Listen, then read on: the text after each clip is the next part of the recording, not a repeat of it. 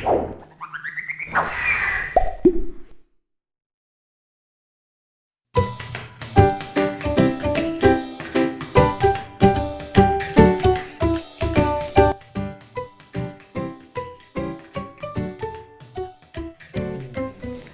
Tears, வணக்கம் தமிழ் மக்களே, எல்லோரும் எப்படி இருக்கீங்க?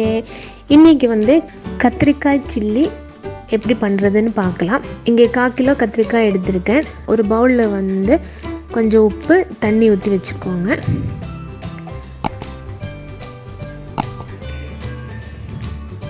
இனி வந்து இந்த கத்திரிக்காய் வந்து இந்த மாதிரி ரவுண்ட் ரவுண்டாக கட் பண்ணணும்.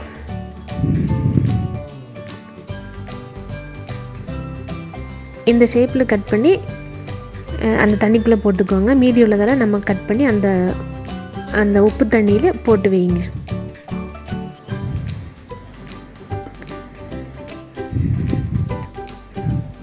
எல்லாத்தையும் கட் பண்ணி முடிச்சாச்சு. இனி ஒரு பவுலில் 2 table spoon cornflour, 2 table spoon அரிசி மாவு, 1/2 டீஸ்பூன் இஞ்சி பூண்டு பேஸ்ட்டு, 1/2 டீஸ்பூன் ஜீரகத்தூள், 1/2 teaspoon garam masala, 2 tablespoon Kashmiri chilli powder, 1/4 teaspoon pepper powder, கொஞ்சம் மஞ்சத்தூள், உப்பு எல்லாத்தையும் போட்டு நல்லா மிக்ஸ் பண்ணுங்கள். இனி வந்து நம்ம அந்த தண்ணியிலேருந்து கத்திரிக்காயுமே ஃபில்டர் பண்ணி இந்த பவுடருக்குள்ளே போட்டுருங்க. அந்த ஈரத்துலேயே கொஞ்சம் அந்த மாவு வந்து கத்திரிக்காய் மேலே ஒட்டுங்க. ரொம்பவே வந்து தண்ணி ஊற்ற வேண்டாம். மாவு வந்து இந்த மாதிரி கோட் ஆகணுங்க. இனி வந்து ஒரு பேனில் வந்து எண்ணெய் ஊற்றி சூடானதுக்கப்புறம் நம்ம எடுத்து வச்சுருக்கிற கத்திரிக்காயும் போட்டு ஃப்ரை பண்ணி எடுத்துக்கலாம். ஒரு சைடு ஆனதுக்கப்புறம் இந்த மாதிரி திருப்பி போட்டுக்கோங்க.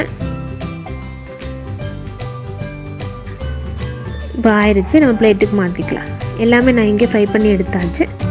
இனி வந்து கொஞ்சமாக வெங்காயம், 2 பச்சை மிளகு, 4 பூண்டு, ஒரு சின்ன பீஸ் இஞ்சி, கருவேப்பிலை எடுத்துருக்கேன். 2 tablespoon tomato sauce, 1 tablespoon soya சோஸும் எடுத்து வச்சுருக்கேன். ஒரு பேன் வச்சு 2 டேபிள் ஸ்பூன் எண்ணெய் ஊற்றி சூடு பண்ணதுக்கப்புறம் நம்ம எடுத்து வச்சுருக்கிற கருவேப்பிலை போட்டுக்கோங்க. அப்புறம் நீளமாக கட் பண்ண இஞ்சி, நீளமாக கட் பண்ண பூண்டு, அப்புறம் நீளமாக கட் பண்ண பச்சை மிளகாய் போட்டு நல்லா வணக்கிக்கோங்க.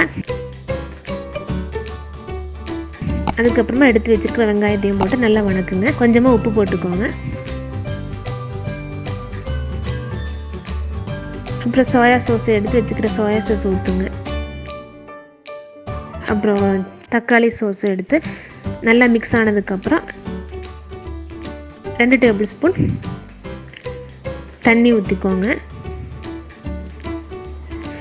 அது நல்லா கொதிக்கும் போது நம்ம ஃப்ரை பண்ணி எடுத்து வச்சுருக்கிற கத்திரிக்காயும் போட்டு நல்லா மிக்ஸ் பண்ணி 2 நிமிஷம் ஹை ஃப்ளேமில் வைங்க.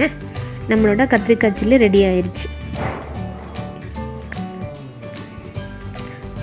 ஒரு கார்னிஷுக்காக மல்லித்தலையுமே வெங்காயத்தையும் வச்சு கார்னிஷ் பண்ணலாம்.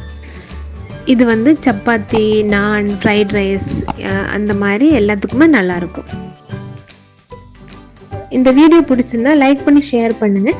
இனிமேல் சப்ஸ்கிரைப் பண்ணாமல் பார்க்குறீங்கன்னா சப்ஸ்கிரைப் பண்ணி சப்போர்ட் பண்ணுங்கள். நன்றி, வணக்கம்.